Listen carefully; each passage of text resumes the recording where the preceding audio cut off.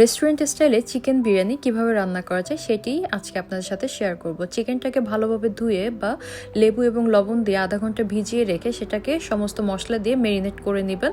এরপর একটি প্যানে বাটার বা অয়েল দিয়ে ফ্রাই করে নেবেন যাতে করে এটি আরও বেশি সুস্বাদু হয়। এর মাঝে আমি কিছু খেয়ে নিলাম।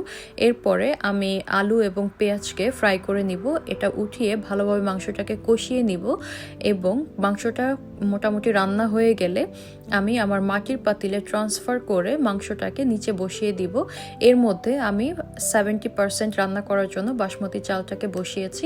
হয়ে গেলে আমি এটাকে ছেঁকে নিব, পানিটা ছেঁকে নিয়ে চালটা এই মাটির পাতিলের যে মাংসটা এটার উপরে দিয়ে দিব।